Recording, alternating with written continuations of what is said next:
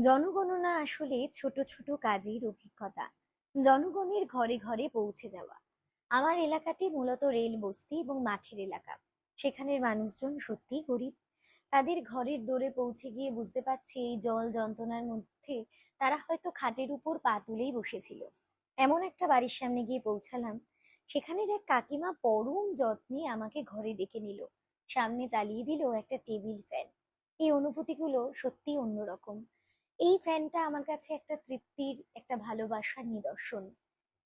আমি জনগণনার কাজে মানুষের কাছে কাছে পৌঁছে গিয়ে জানতে পারছি মানুষজন এখনো মাটি খুঁড়ে পায়খানায় যায়।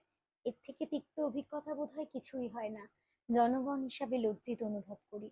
আমার পাড়া থেকে বা আমার স্টেশন থেকে বেশি দূরে নয়, তবু এদের খোঁজ কি কেউ রাখে? জানি না। জনগণনা আসলে নতুন নতুন অভিজ্ঞতার সাক্ষী করছে।